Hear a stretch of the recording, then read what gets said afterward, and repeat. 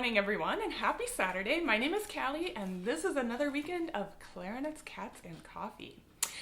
So, I am covering a topic today that I don't think I've ever talked about before in much detail. And honestly, I don't know how much detail I can go into when talking about this.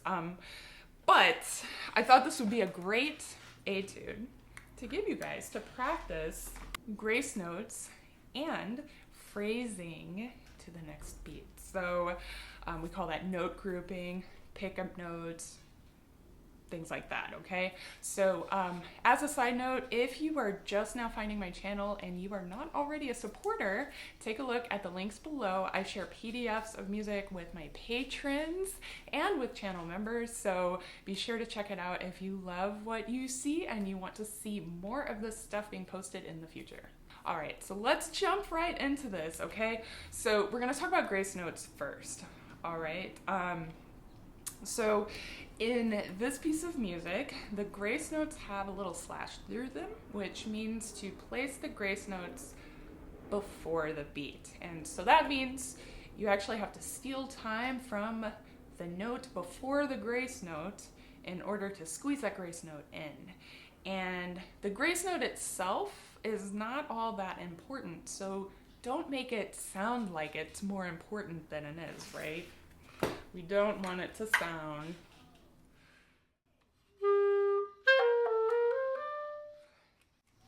because then the grace note actually sounds like a downbeat. So what I want you to try is phrasing the grace note to the next beat. So you're going to emphasize the note that comes after the grace note, but you're actually going to play the grace note a little bit softer. So in that first measure,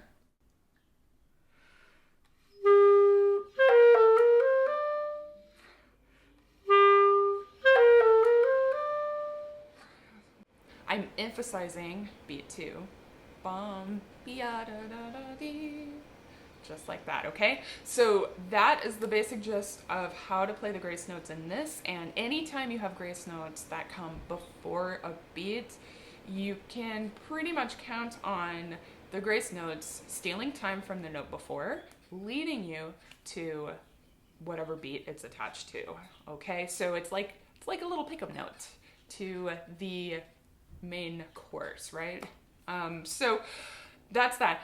The other thing that this etude in particular is full of is this rhythmic subdivision of the 8th note followed by 2 16th notes. And one of the most valuable things you can train yourself to do as a musician is to think outside of the bar lines and keeping strict time and good rhythm, kind of think outside of, you know, this vertical horizontal beat that is kind of going on. So yes, we have to think about all of those things at the same time, but what ends up happening if we think too much on the downbeat, bum, ya da da da, bum, body, bum, ba bum, bum, bum, bum.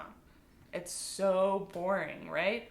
So what I'd like you to think about is, even if you have little crescendos and decrescendos actually written in the music, I want you to think about moving your 16th notes leading to the next beat. So it's actually very similar to how you phrase your grace notes, right? Your grace notes, be-da-da-da-dum, 16th notes, bum, be-da-dum, be-da-dum, be-da-dum. Suddenly the music sounds so much more interesting and so much more exciting, okay? So that first little phrase there,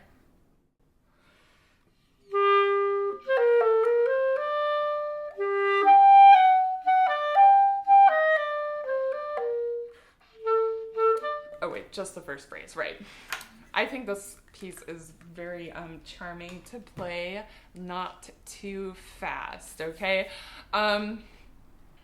So that's pretty much it. You've got grace notes and phrasing through the 16th notes to give yourself more forward motion. Thank you all so much for watching. If you enjoyed this, you can also join the Facebook group.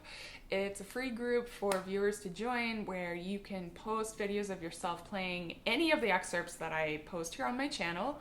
And it's kind of a way for the community to help each other out and keep positive vibes going on. So I'd love to hear you guys post this and share this up on the Facebook group.